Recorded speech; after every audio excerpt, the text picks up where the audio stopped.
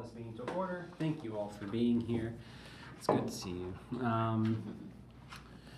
So moving on to, I guess the second item of the agenda, but the first thing that we're going to discuss are the minutes have been, for the August meeting, have been distributed in red. Are there any sort of noted corrections to the minutes? Let's quickly say, yeah, Betsy did a great job of. Thank you. That was a lot to capture. Yeah. That was a big one. Yeah. Oh, yeah. I mean, Yeah, so you it's had to always watch me cry. tricky to know how much to, Yes. Yeah.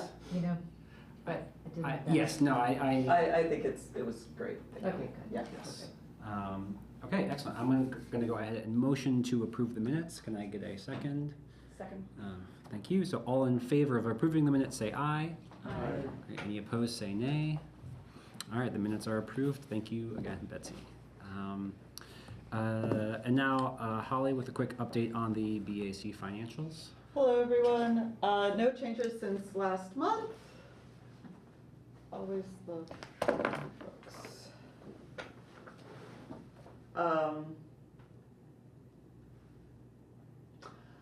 No changes to our funds since last month. Of our total allocation, we've still just spent a total of $62,983 from our arts project grant cycle. We ended up awarding 57 artistic advancement grant applicants. We voted on that at last month's meeting. Woohoo! All of those applicants have been notified, and we'll be getting out the MOUs in the next couple of weeks. And then we will be issuing those payments, and once those payments get out, we will see another decrease in those funds. How much do I think we allocated between $70,000 and $80,000 for that cycle, which was what we had planned on. It was, I'll let Layla talk about how competitive and difficult it was during her grant report.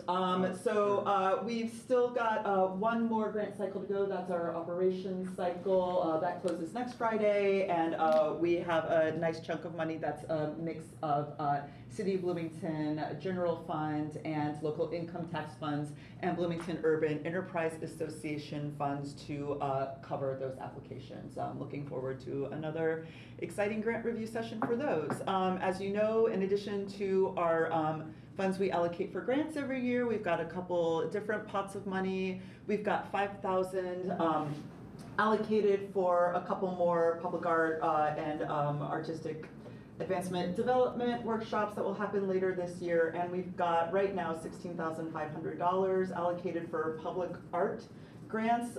That's a fund that we've let the Public Arts Subcommittee kind of have reign over, and we will be talking about spending that money in this Friday's Public Arts Subcommittee meeting. I am happy to answer any questions about money at this time. Great. Okay, and Holly, back to you for agenda item number 3, updates from the city. It's been a fun month. The only thing I'm going to report is the budget hearings for the City of Bloomington happens in August.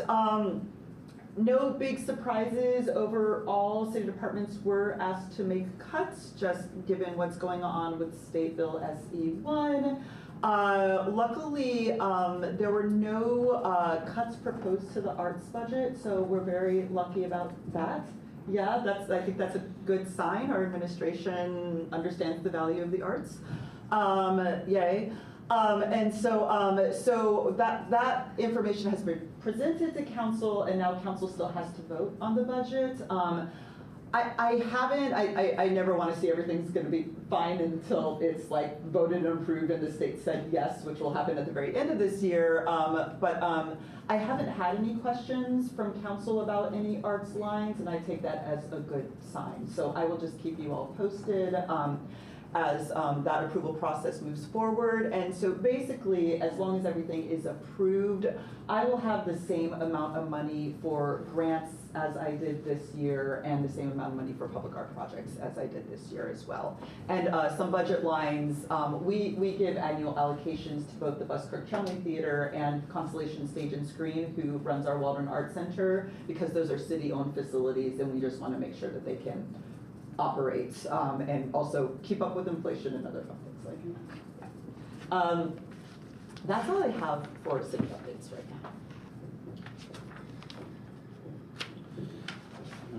now. Okay, for our next agenda item, I'm happy to introduce Carol Rhodes and Henry Leck from Pillar Arts, the group formerly known as the Arts Alliance of Greater Bloomington. They're going to share a bit about the work that they do, and then there will be some time for any questions or comments from commissioners. So I give the floor to you all. Thank you all for learning about us today. I'm going to start out basically with the mission, give you some history and where we are today. The mission of Pillar Arts is to strengthen and sustain the arts by connecting artists, cultural organizations, and artistic endeavors with patrons and the community. Next slide. We do have a vision where we envision a safe environment where artists feel empowered and supported in an involving and engaged arts community. And Henry will talk about the history next, and you'll learn how we do this. So there was a Bloomington Area Arts Council that folded because of financial issues, and in 2010 this Arts Alliance of Greater Bloomington was formed. It's a large group of practicing artists and arts advocates. About 2011 they became incorporated, and then in 2012 they actually changed from a steering committee to a group representing certain art genres. Then in 2014 they received 501c3 not-for-profit status. Next. So in 2016 then they officially created a board of directors and were voted to replace the steering committee that had been there before. So there are a lot of activities that went on between 2016 and 2021. But in 2021, a new event occurred where we rented a space in the College Mall. It was called Art Beat, and that was open until the COVID closures occurred. Then we moved over to another space called the Arts Alliance Center. In 2022, Arts Forward, which is an advocacy group, merged with the Arts Alliance of Greater Bloomington, created a unified organization to support artists and be advocates for performance space and development. And in 2025, which has been a very full year, the Byhand Gallery was ready to close. And to prevent it from closing, we took over the management and ownership of Byhand Gallery. And, and then from there, we started looking at rebranding Pillar Arts. Next. Yeah, from the outset, from the very beginning, Arts Alliance of Greater Bloomington, now Pillar Arts, identified 6 distinct art groups.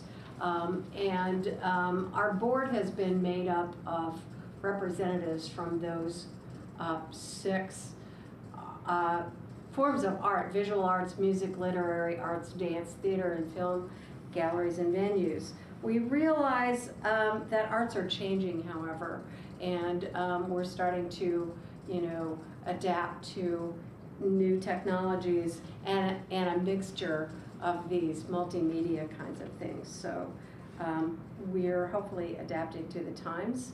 And on to Henry. Next.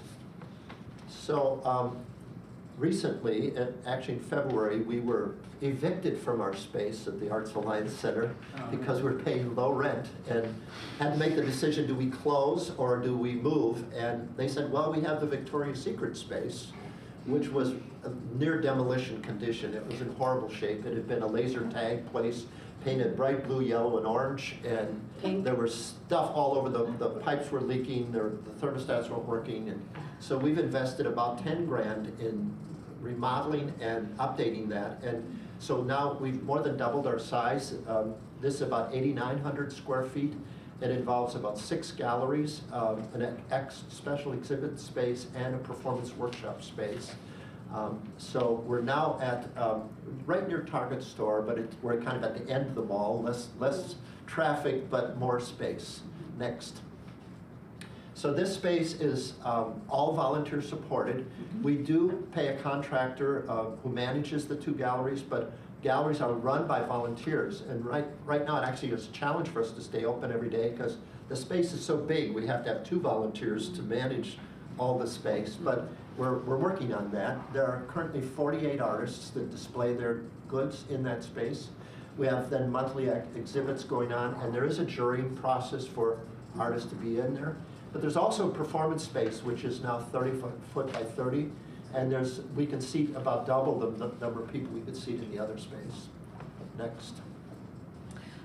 In February of this year, we acquired Pillar Arts by Hand.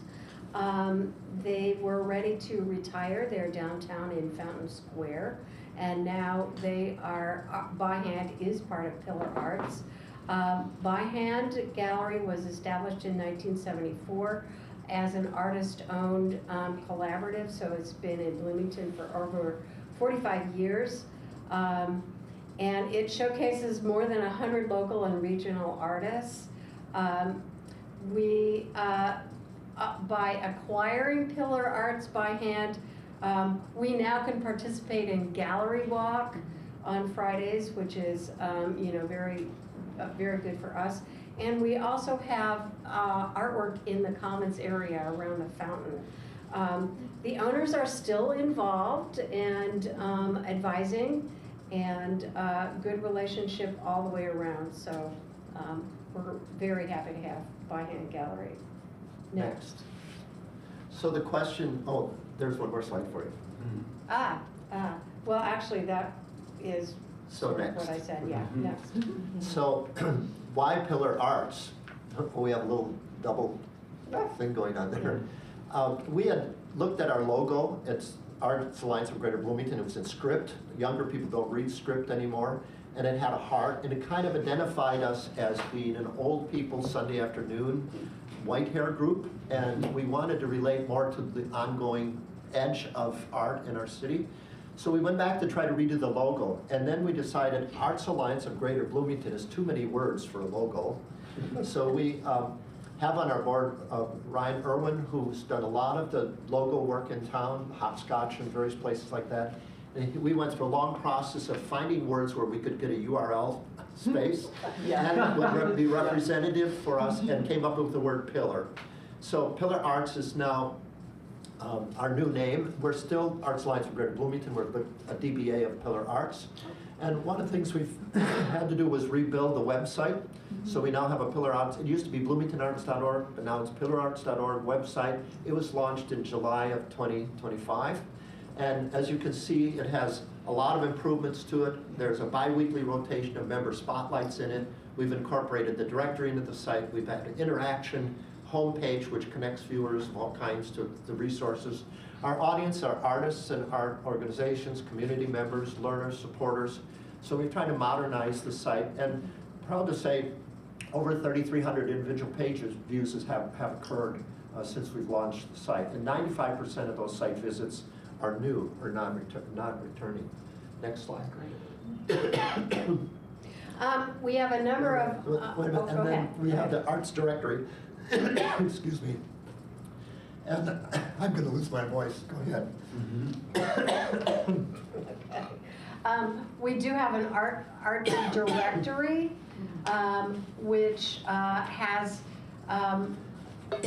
consists of artist members, artists who are not members of the organization, organizations. Basically, we have individual artists and organizations, and you don't have to be a member of Pillar Arts to belong to the directory. So all artists are able to advertise there. It is a guide to the people and places, creativity in Bloomington. Yeah, and we have about 53 artists on it, and non-members are on it, and there are about 38 organizational members and about 7 non-member organizational members. So the directory is growing and building and becoming more effective. Next. Okay. We have some online resources. We have a bi-weekly newsletter that has more than 1,300 subscribers. And we have a blog that's fairly active. Next. We also have a local and regional events calendar. It started as a small endeavor a few years ago, and it's become very, very popular. Anyone can enter any activity about the arts in our events calendar. And according to our executive director, and I don't know exactly where we got this data, it is the second most popular calendar in the area. I advise you look at it. It's just chock full of good things to do. Next. So in addition to having galleries, we support projects and different activities. For instance, Paint Bloomington, the Youth Arts Camp we did last summer. We support the Bloomington Portrait Group weekly. We were a supporter in Godzilla Weekend. We have a program called Pilot Lights Incubator Program, which has been going on with Charles, meeting regularly online with various innovators. And we've been actively working with IU Creatives in the IU Innovates program, creating a networking club on campus. Next. You can find us on all the usual social media suspects except for X. So we're on Facebook, Slack, Blue Sky, and Instagram. Well, Slack is actually for internal communications. So Facebook, Blue Sky, and Instagram. You can find us there. Next.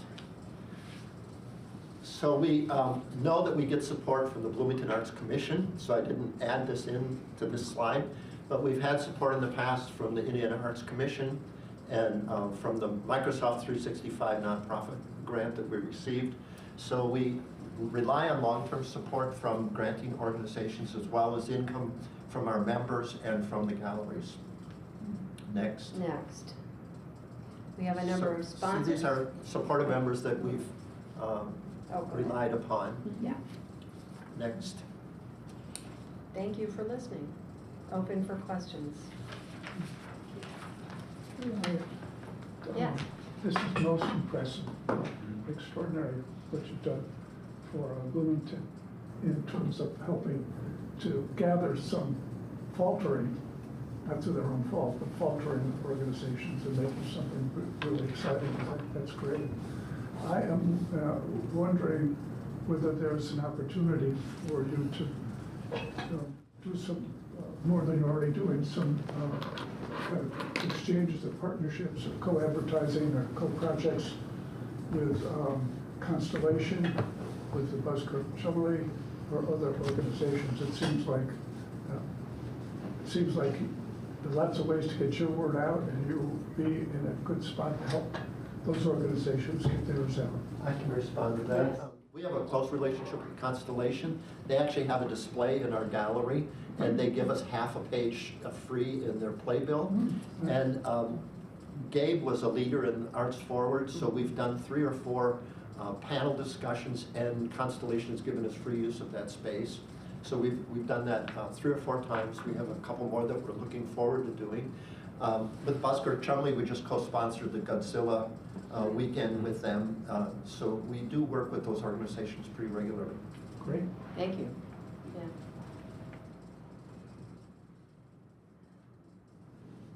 Are there any sort of like exciting things on the horizon, or like I don't know, either like events or updates or other? I mean, it's been an eventful year so far, but we're just wondering what's. Well, we have a lot planned, but we've been a little dug under with taking out by hand and remodeling that space and opening that up and with the rebranding and all. But we have a very active programming committee, and there are performances happening in the space every weekend practically.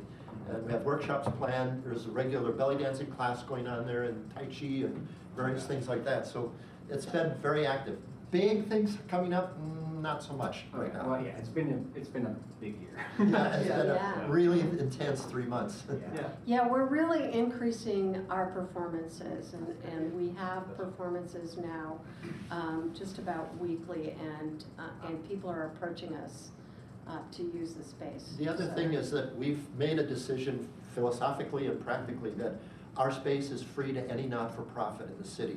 And we're not charging rent. For instance, the Jewish Theater has their board meetings in our space, and if IU students want to come and use the space, it's open and free for use in the community. Do you host any, like ongoing classes or workshops? We have regular workshops Yeah, happening. yeah, We have a yeah. couple scheduled coming up, oil painting workshops. and so on. Okay, yeah, okay, that's good to know, because I've had a couple of people recently ask me for space for like ongoing workshops or Yeah. something that would potentially be on a weekly basis for like a We can do season, that. basically, We so, can count on okay. that. Okay, great, thank Yeah. you, that's an awesome resource. Yeah. Great.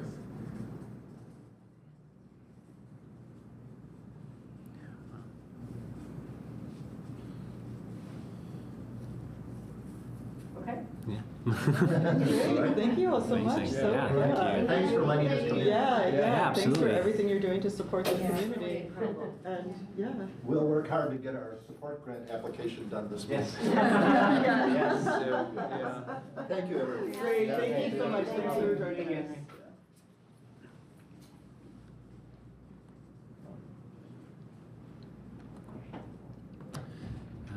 Really impressive. Yeah, yeah, yeah, Yeah. yeah, they've really leveled up. Organized and Yeah, yeah. Yeah, it's very nice. Yeah. good use of the mall, too. Real, Yeah. that Victoria's Secret. Yeah. With bras hanging around, Yeah, yeah. undies.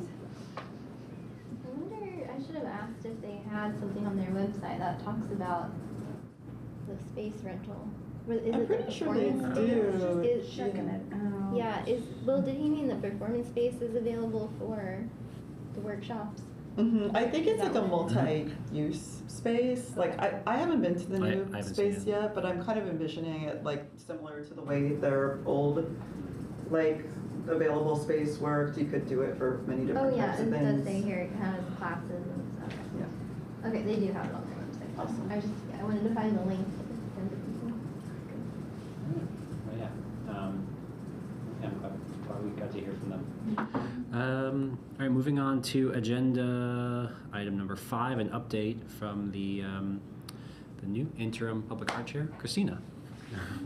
So, in light of transitions and just Natalie being, leaving, so I'll be stepping in as interim while we do this transition.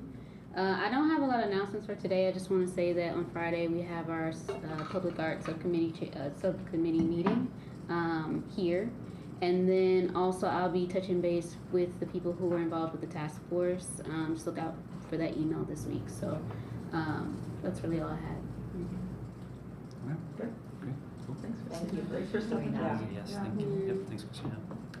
Agenda item number 6, an update from our grant subcommittee chair, Layla. Hey everyone. Yeah, just to reiterate, since it was brought up, I think we outlaid $68,500 for artistic advancements. It was, yes, indeed, yeah. A lot of money, and it was still rather incredibly competitive. We funded just over half, 55.5% of the applicants, and even that, getting to that level of that funding ratio was pretty tough. We had to outlay additional funds, but all worth it, and it leaves us with still a sizable amount of cash for operations. I don't recall the exact number. But ideally, operations tends to be a bit more straightforward because the eligibility for it is the bar is, oh, hello, wow, they're here already. They just left. Pillar Arts. Welcome back, Pillar Arts. The bar for that is pretty high. You have to be a 501c3 nonprofit, and we asked for proof of that. Anyway, so that, as Pillar Arts mentioned, that application is closing pretty soon, and so look for some emails from me about sorting out a time to review those. I don't anticipate us needing nearly as much time as we needed last time, just because typically we just get less applicants because it is just there's a smaller eligibility pool for it. So that will be my last grant cycle as chair and on the actual commission. So yeah, that's really it for now. I think given that my time has come to a close, I will try to use one or two of those regularly scheduled meetings that I typically cancel to just try to gather some feedback and reflections from everyone about the process, possible improvements, things that we can do going forward to just, to improve the grants process. Also, if you were a grant reader, we may ask you to talk to some of the folks who wanted feedback on their applications. We always offer feedback. Try to do that by Zoom, try to make it pretty quick, pretty casual, and we do our best to kind of remind you with share notes and Holly's notes on what the decision was and why it was made. Typically people ask for feedback when they don't get the grant, almost always. So those things they can be kind of somewhat awkward, but they're not meant to be like antagonistic or, I don't know, everyone else seems to have a great time with those. I don't enjoy those as much, but that's just because I'm very shy. So, so hopefully, if you're typically will be asked if you're like first reader, and you don't have to take them. We can reassign them to someone else if you feel like for some reason you just can't do it. So, I think that's everything, right? Yeah. I think the only thing I would maybe add is that with those meetings that you discussed, I think we are currently planning to do one on September 19th. Is that still correct? Yeah, okay. I'd like to hold that meeting for those of you who can make it. It's here in person. Yeah, 12:15. It's at noon. That's just, Mm-hmm. So I'll send out a reminder for that and collect some maybe like agenda items. That'll be, it'll be casual, but it'll just be sort of a group discussion and feedback session for all of us. Cool. That's all, I think. Thank you. Thank you, Layla.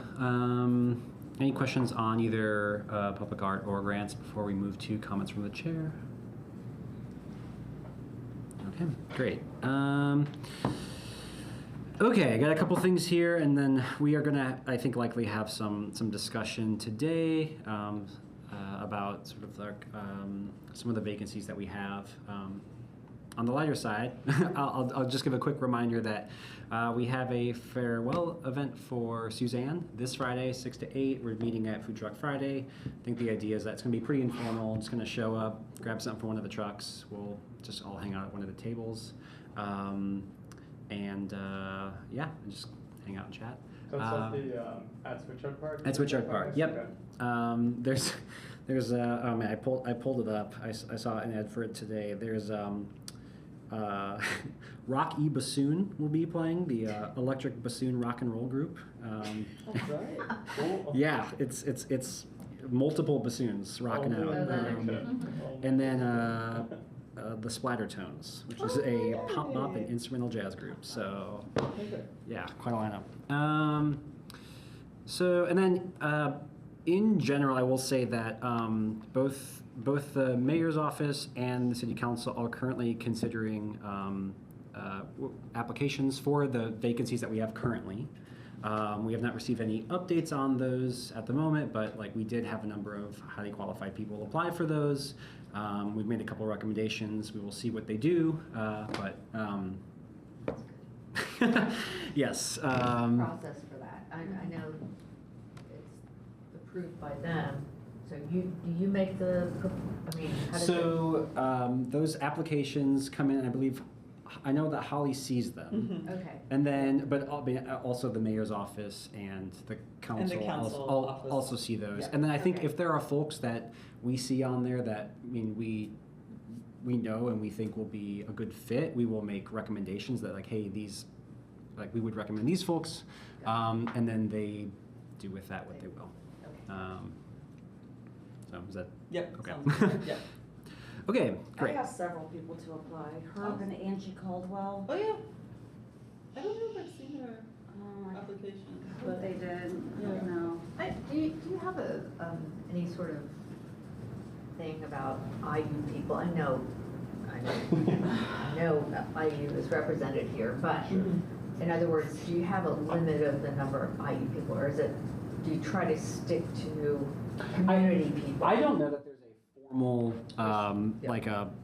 policy or even like definitely goal not a for that. policy, I yeah. think it's just sort of a general sense that, there should be a balance of Balance, yeah. okay. Yeah. Got it. Okay. So, Yeah. and I feel like just right now we wondered. have a pretty good I balance think of we're that. good. Yeah, So, that's Yeah. definitely something we try to be cognizant of, Yeah. but there's no Mhm. municipal code around Got that. it. that we know. of. Okay. Yeah, and that we know. And then there's like, there are informal bylaws that we didn't Sure. include anything No. about that, yeah. Nice. How many people have applied so far?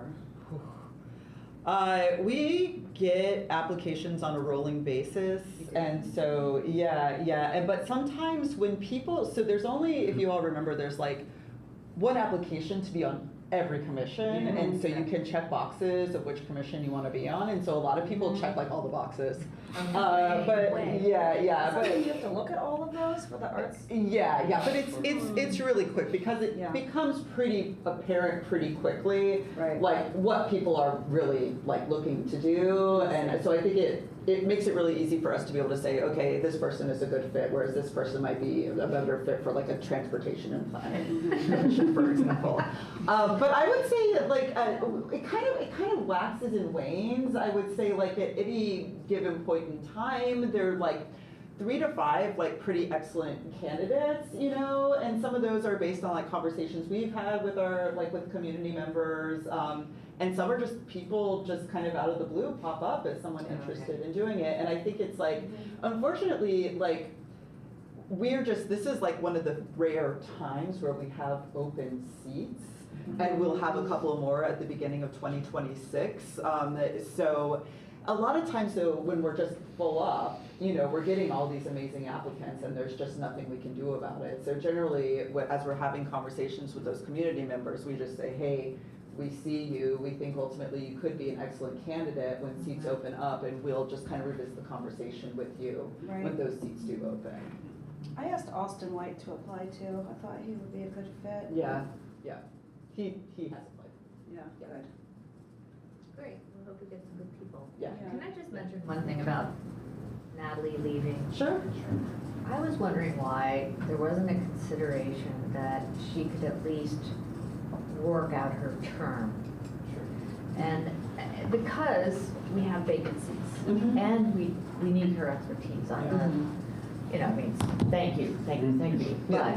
But the point is, that would be a way to compromise on this thing. Mhm. But was that ever brought up, or? I'm gonna let you. So answer that actually just kind of Yeah. transitions into my next point a little bit. Oh, I know that there was an individual commissioner, I believe, Rob sent something Yes. to the mayor's office, kind of suggesting that. And then, so I wrote to the council's, the city council's subcommittee on processes. And I did so kind of in my capacity as chair, kind of like sharing a few items that came up at our last meeting. I told them that, we kind of had a disruptive incident involving the city code, and then we were sort of interested in ways to increase our ability to recruit and retain high-level engaged people. And I mentioned both this idea that you brought up about if someone moves out of the city but stays in the county, if there could be sort of a grace period for them to leave. I mentioned that. I also mentioned the possibility of having 1 to 2 seats be sort of designated as could be filled by someone who lives outside the city limits, but still in the county. So proposed a couple of those ideas. So I don't believe I haven't heard anything from the mayor's office. It sounds like that subcommittee is maybe considering these. It won't help us in the short term, but I think it's something that based on what has happened, I think they want to they want to consider. And I really brought it up as sort of like, it really was like a disruption to the work that we're doing, and like it's not really about the particular person and having them serve, but it's just about this idea of, we're in the middle of a very, very busy year. And and so and I was going to get to some of the updates from the subcommittee, but I wanted to, before I continue with that, I wanted to confirm that it's okay for me to sort of like present these ideas to the council as the chair, and sort of like in my capacity as chair, is like on behalf of the commission.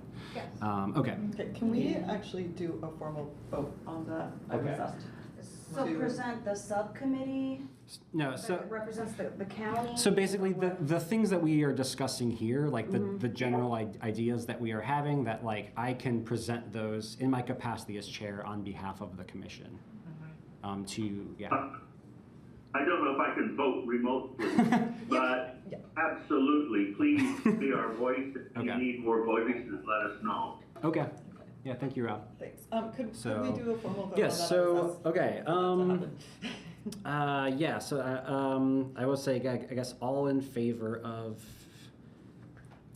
me acting as a chair and sort of like, using that and speaking on behalf of the commission based on what is presented in our discussions, in our public conversations. All in favor of that, say aye. Aye. Thank you. Any opposed, say nay. We've got thumbs up. Wonderful, thank you. Don't they have to like say it though? Those two. Rob and Nia, would you be willing to unmute yourself and say aye? Sorry, I was in the chat. That's and I was fine. like, yes, please do. And just like, obviously, like, I did not know that the annexation stuff that was going on, like, I was not informed of that. And what would have, made this all irrelevant, even though it just blows my mind that it's a Bloomington address. Yet, you know what I mean? Just because people don't want to pay more taxes or whatever, so they're like, we're not actually in Bloomington, but we're in Bloomington. You know what I mean? I don't know. Yeah. So. Okay. Sorry, this is the vote. I vote aye. Okay, thank you. you. I'm like, it just sucks. You know what I mean? Yeah. All around. So I guess Rob needs to say aye. I think you have to like say it for it to count in the Sorry, vote. Rob, can you say aye? Aye. Thank you. Okay, so great. I will continue to do so. And really, again, to sort of summarize, what I'm presenting is that this is not about the individual. This is about the work that we're doing, and it's about sort of like it is about recruiting and retaining the talent that will make us successful, and that will ultimately, I think, benefit the city here. So the subcommittee brought up sort of the note that I had sent them, and they are considering both some of our suggestions and then also some like related suggestions as to like, but as a part of sort of like broader changes on how commissions are run. So one thing that they brought up, or I would say two things, one thing that they brought up organically is that and I think Holly has mentioned this, they are trying to create a formalized onboarding process for commissioners and people who serve on boards. I saw the drafts of a PowerPoint slide for that when I sat in on their meeting. And so I know that is in the works, and so I can't remember if there was a timeline for that, but that's something that's in the works. And then a couple things I think specifically related to what we have discussed is one, just like a general clarifying the code as to like what residency status is. I think that they had brought up that there were that it is like, I mean, I think everyone's acknowledged it is. Well, I shouldn't say everyone's acknowledged, but we and I think some members of the council have acknowledged it is ambiguous. And so I think clarifying that. Is I know it's something that's on their radar. They are considering options for county residents, like a couple seats to be open to county residents, not just on ours, but on a number of other boards and commissions. And this is actually something that they have already started to do But it was brought up that I think rather than maybe trying to piecemeal these for specific commissions, that they want to maybe just do a broad approach and just say like, you know, maybe with a couple exceptions, commissions will have the opportunity to have a couple representatives from the county. And then yeah, also I think they were open to this idea of this allowance for someone who is on a commissioner board, if they move out of the city, that they will, and they're in good standing, will be able to, I think, retain their seat through the end of their term. And it sounds like, yeah, they were in favor of those ideas. They were in favor? Yeah, or they're generally receptive. They're going to do some more research. I think they've asked their staff to sort of like look into maybe how this has been done. And I think, but in general, like the way they talked about it was favorably. And I think the questions that came up were less about, is this a good idea or is this a bad idea? And it was more like, well, how do we make this work? Like, is it like attached to a specific seat? How do we sort of like, how would we sort of like manage it? So they were already kind of like moving past into like, well, how would we do that? So I don't have a sense of timeline for these things. I just imagine it's not going to be a quick thing. I also got the sense at the meeting that this is not something that's going to be supported by the mayor's office. So yeah, it could hit a couple bumps. We don't know. Can I say something too? I was made aware too that some board and commissions have advisory roles. So those can be people, I don't know if the BAC has allowed that yet, but I just wanted to make you guys aware that there can be advisory commissioners who are on the commission and they just can't vote. So they wouldn't be like a full commissioner, but because if someone has expertise and they don't live in the city, other commissions have done is they have these advisory roles where that person with expertise can still be on it, and so everyone gets to hear their thoughts and opinions. The only thing they can't do is vote. But I'm not sure if in our code the BAC is allowed advisory positions right now, but I just wanted to make you guys aware that that could potentially be another option in the future for that sort of thing. Yeah, so I just wanted to tell you. Yeah, I mentioned that to Natalie and Holly immediately, because I looked at other boards that do have advisory positions, and because it's non-voting, the city funding versus county funding should not because the idea be as big of an issue. Yeah, because the idea is just their expertise. Right. Is what is needed in the thing, and if they don't live in the city, so that's why they exist in other boards. So I just want to definitely make you guys aware of that. There's another version of that which we might consider, which so much of what we do and other commissions do really rely on people who are not on the commissions for information and advice. And it seems to me that in this particular situation of Natalie, we could simply ask her to help out, and if she's willing, and allow them get the benefit of her expertise. And we're going to remember that we sometimes rely on others. For instance, in the grants reading, we had volunteers as part of the committee.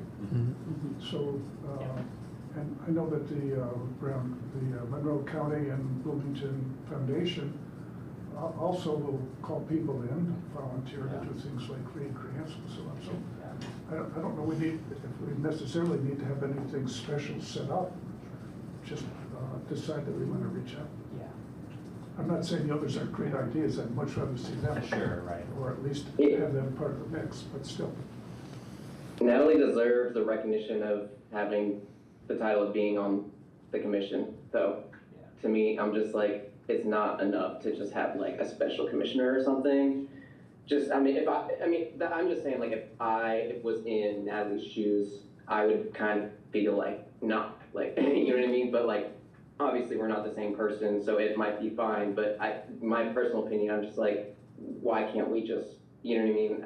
It just seems like not our fault that it happened, you know what I mean? But they're putting all of the, burden of, their mistake of, with the appointment on us, like, we have to, like, pick up her slack or whatever. I mean, not really, but, like,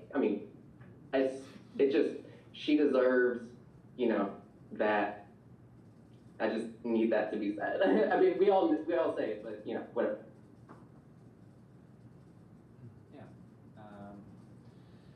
I will like I'm definitely looking to fill our current vacancies. I think that's I think my top priority.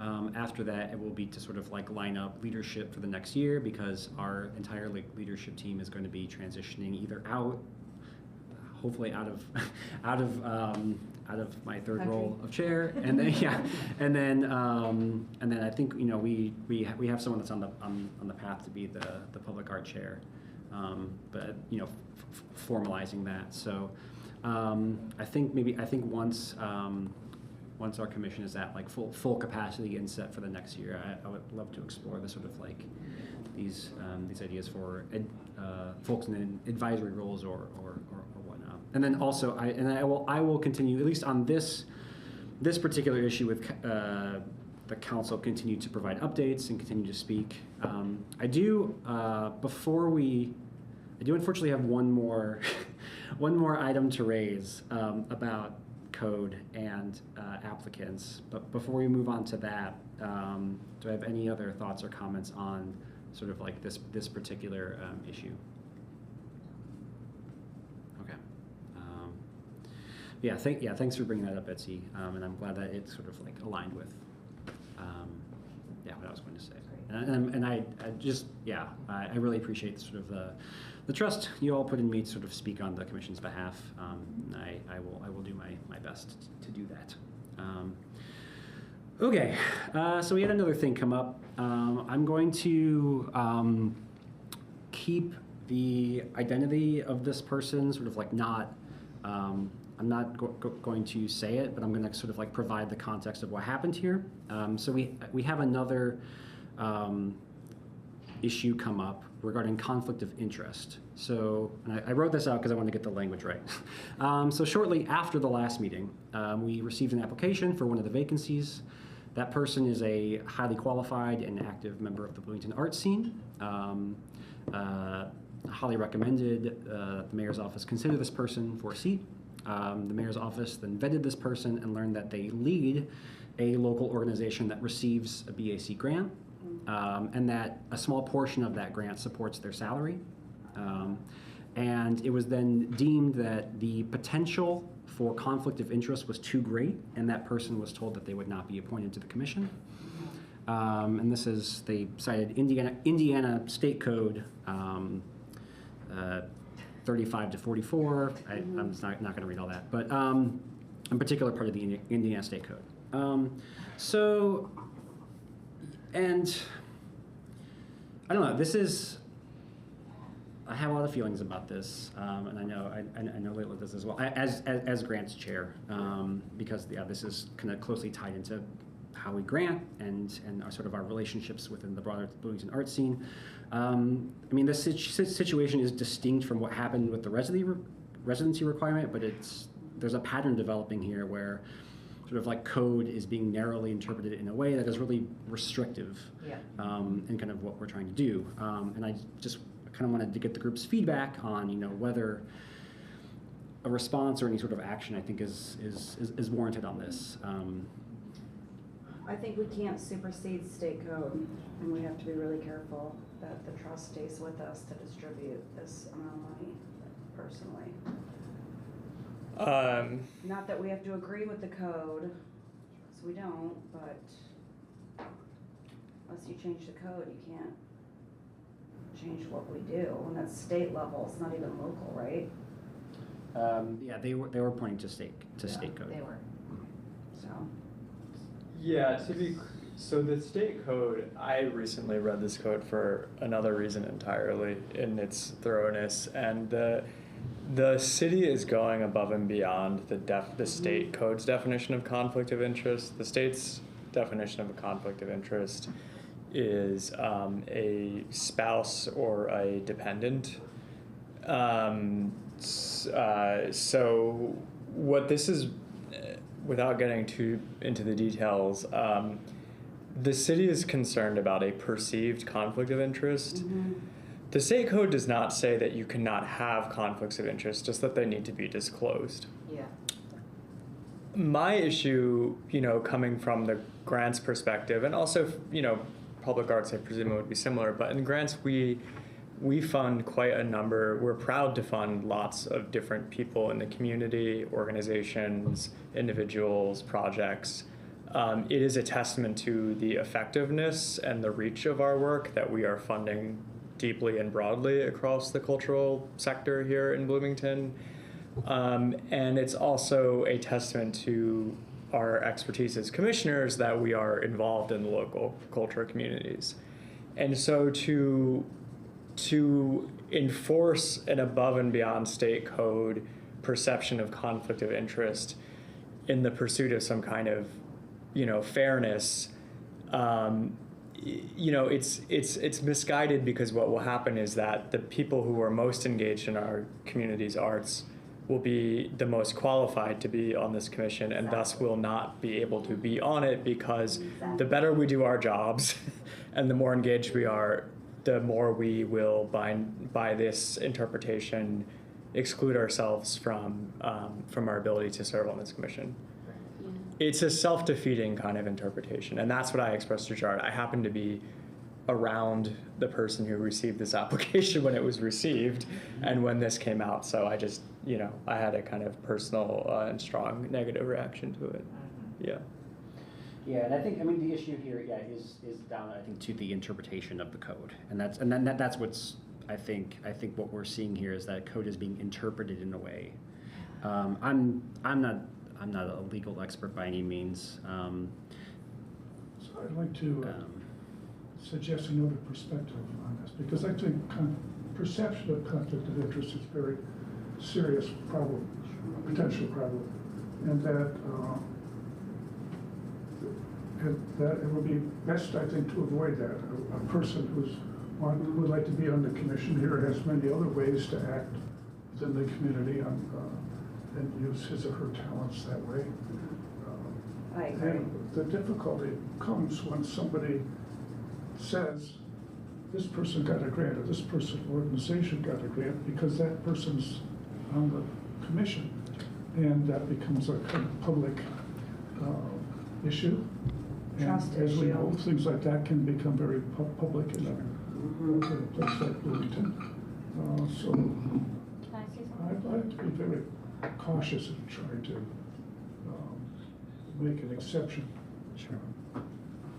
I have a question. This is a person who's received a grant. They're not on the commission as of now when they applied for the grant, right? Yeah. So, I think that, this is a flawed reading of the code, because they were not on the commission when they got the grant, and we, I think Right. some of us have said, that we are trying to, promote and kind of uplift artists locally here, and I think if they've gotten a grant, that means they're probably doing a good job, and that means we want them on our commission. I don't know if while they're on the commission they can apply for a grant. I think that's a different thing, right? We can, But right?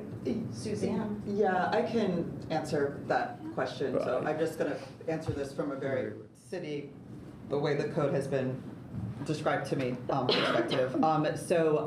When this person was being interviewed by the mayor's office representative, they were asked whether or not they would continue to apply for grants, and whether or not any of the money that would be received from that grant could ever in the future go towards their own personal salary. So doing work on behalf of the organization that they were putting the grant application for, and that person replied yes, and said, my preference is to stay active within this organization, have the ability to write the grants and be paid some of the money from that grant. And so it was kind of, I think they were kind of given, they could have said in that instance, I prefer to be on the BAC. I will no longer, have a budget line from one of our grants that pays me, and I will, The other weird one is, if you are the person who writes the grant, and I think this is where Suzanne did not have a conflict. She wasn't the person actually writing the grants for Bloomington Early Music, and she didn't get paid through it. But if you, a BAC commissioner cannot also be the primary grant writer. Yeah, I get that. Yeah, so that's. Which makes sense. Right. And this person also said, I just cannot promise you that going forward, I will not be the person who ends up having to write It's the good grant. if they were honest about it and Yeah, made their yeah. decision, Well, honestly, they I kind of think- made their own decision. What Holly's saying, to be clear, if someone wants to be on the BAC and applies, and their organization will continue to apply for operations grants, they can still be on the commission as long as their salary is not paid by the grant and they're not the grant writer. So those are the two things. So that was the two issues with this applicant. So just to be clear, that if they're not the grant writer and they're not receiving any money for their salary from the grant, then they would be, if everything else was okay, they have a chance to still be on the commission. Right. I have a question. So how far does this like code go? To like what extent? Because it's not just like we have 3 different cycles. So there's a lot of awardees. So how far does this go as far as like our recipients and then being able to participate as a commissioner? I think that's actually the question that I'm getting at. Is like, I think you can certainly interpret the code in the way that it's written, in the way that the city has currently. I think what my concern is that we are starting to see a pattern of restricting, and I don't know. I don't know if someone like Suzanne were to apply today, if that would be seen as a perceived conflict of interest. And so I guess, and what I'm asking the group here is like, at what point do we sort of have to say like, hey, come on now, like, How about now? right, okay, so it could be now. We have a whole system for the conflict of interest. Like, we have a whole form for that. Like, what is the deal? Like, honestly, like, I do agree, like, once this grant cycle's out, maybe they just apply then if there's still a vacancy, but the vacancy's now, so it's kind of annoying that they're enforcing it. But yeah, like, especially when it's like they wouldn't even start till next year, and like that's, I guess there's some like overlap with the grant, right? It would be like, they would, the condition is so specific, and I think that also, if you can afford to like serve on BAC without like ever applying for grants or like anything, then like that's cool. But like a lot of people rely on those for like survival and stuff. So it's like I feel like we can't discount people just because they got BAC grants. Like it's at all. Like this is just so specific, and I don't know. It just, where is their priorities? I don't get this. or sorry, Betsy was going to say something. Well, it just seems like now would be the time to question it, because it's true that, the only way that we can perpetuate arts support in this town is to have really good people on the commission that are the people applying for grants. And, it's absurd. I can understand have a stipulation that they wouldn't get paid through through the grant. But what about arts? What about the support grants for artists? What if an artist applies for a grant and they can't ever be on the arts commission? I think currently, They can't. They can't. What about the? It's not ever, it's just while you're getting the grant. Yeah, it's like, so basically what you will be asked to disclose or agree to if you are like, if either the council or the mayor's office is going to appoint you, is you have to say, during my tenure, I will not do this or this. And then you make the choice, like say, so then you get your 3-year term, right? And then if you change your mind halfway through your term, then you would notify us, and then the lawyers would decide. And they mostly, following the code, would say, okay, if you're going to apply for a grant, that yourself as the grant writer, so this would be anyone who applied for an artistic advancement grant, or if you're going to apply for an operations grant, somebody else on your team is going to write it, but you as the director are going to get 1/10 of that overall grant amount. Then you must remove yourself. I want to say one thing just about policy. These municipal codes are not new. These municipal codes were in place when I started in 21. I think what we're seeing now is a difference in administration and a different approach to enforcing them. And so I think what we're having to do here at the city is just adapt as we're learning these new things that were never taught to us during the previous administration.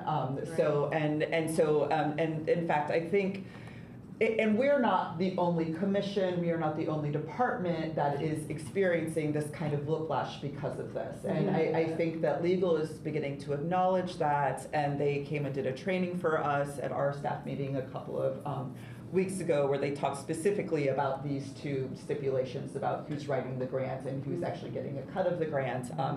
I think they've also offered to come to individual commission meetings and share more information about that. I would ask you all as the commission decide whether that's something you would want and how you would want to handle that presentation. But I think for myself, kind of being at the brunt of this every day, I feel like, as one of the members of the public said last month, I also think this is a time for education and training up, just to make sure, because I think what I hated most about this person being told by a representative of the mayor's office that this was going to happen is that when I asked them if they were comfortable with me making the recommendation, I didn't realize that they were going to come back and tell them no, and I just hated, that they had to they had their hopes up and they had chosen to invest in this in spite of what had happened. But they made their prior. decision. They did. It just, I think as we're talking to new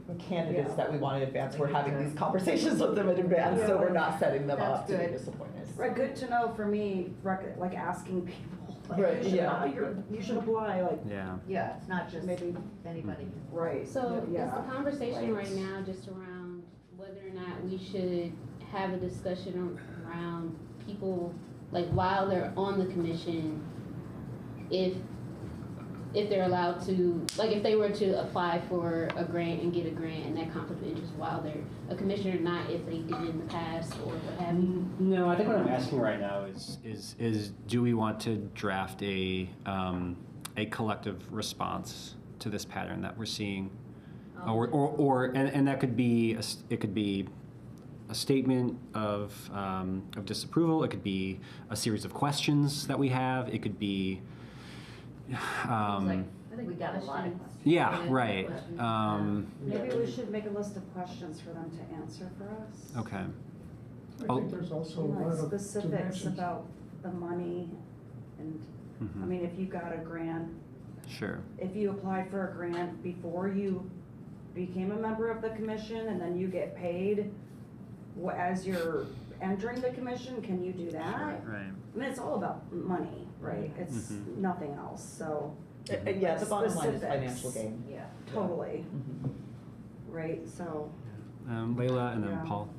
Yeah, I mean, I think I stand by my original point that however we respond to this, that I think it's worth making them aware that this could potentially be erosive to our capacity to do our best work as a commission. Whether or not they enforce it really strictly or, first of all, there's nothing in the code that says you can't have conflicts of interest or perceived conflicts of interest. They just need to be disclosed. That's the actual state code. Trust me, I've read it like 10 times.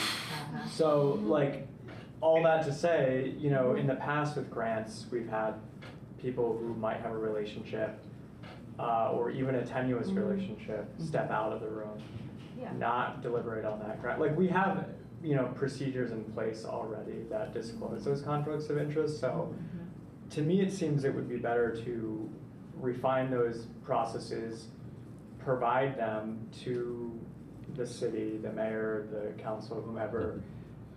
It sounds like it's mostly the mayor's office here that's pushing back and say, we have a process for handling this business.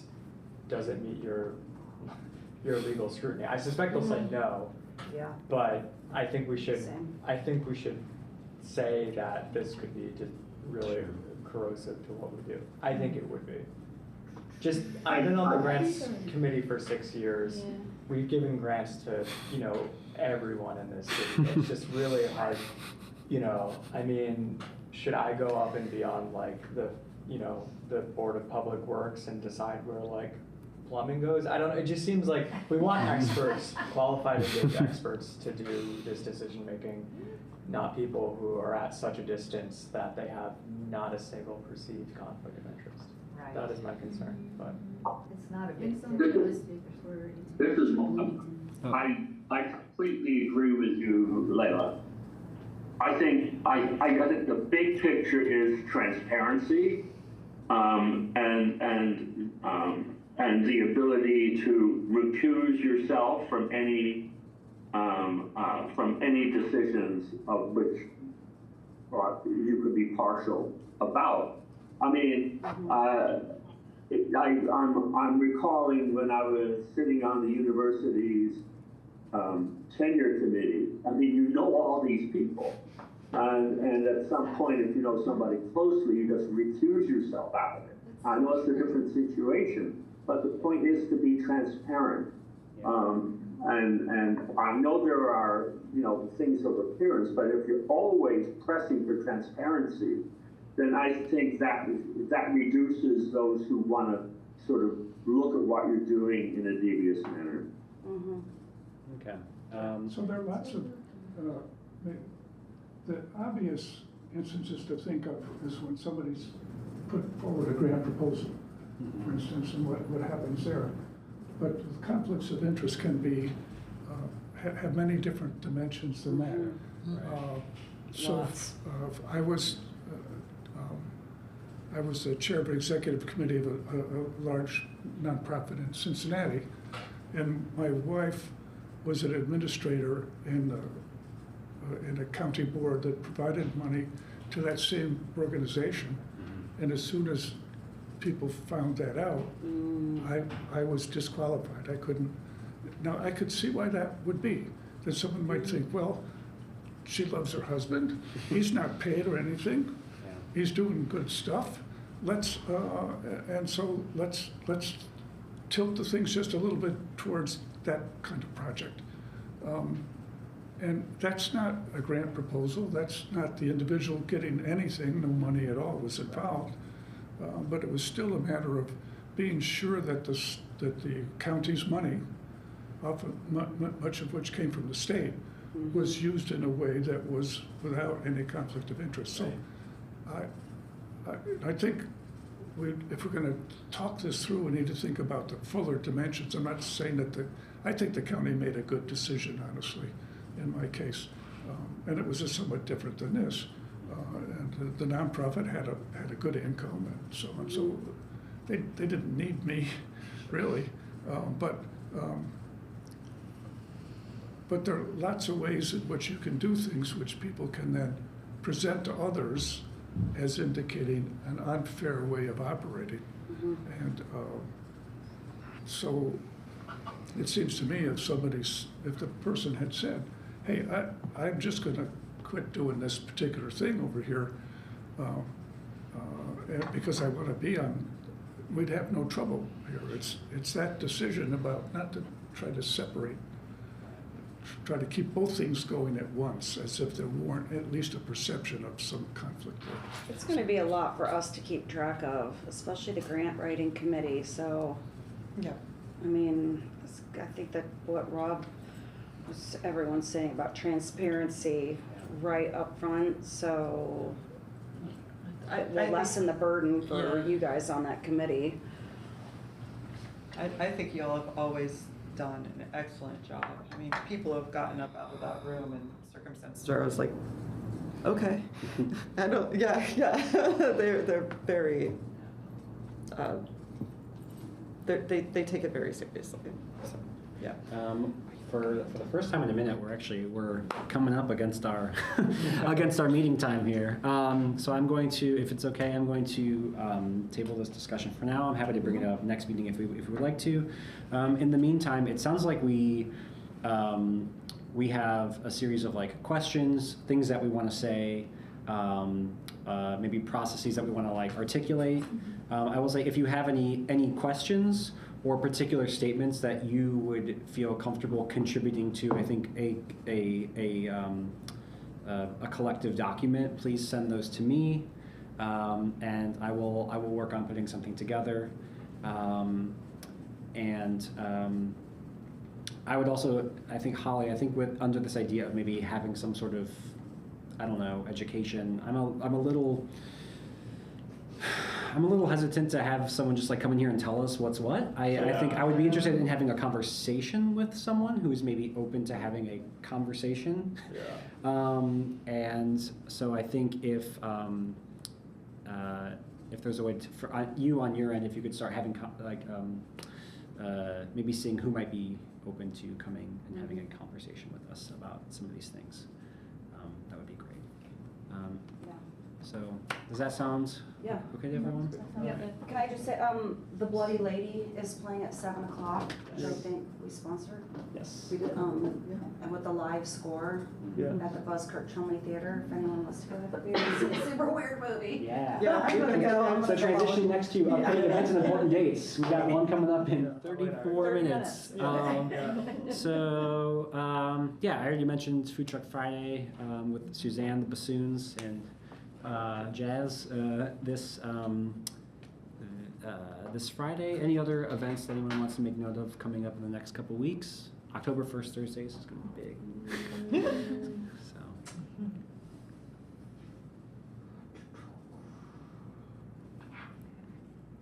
I don't know.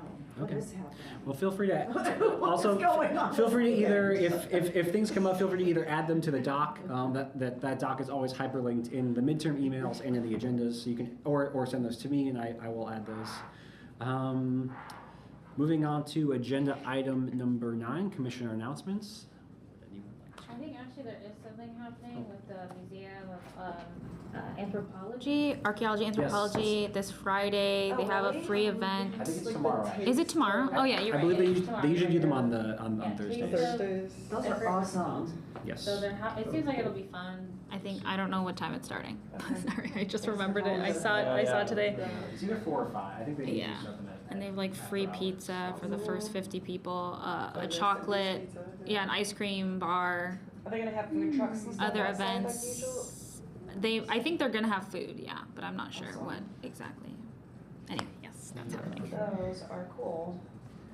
Any other announcements? 5:30, 7:30. Okay. We have no public.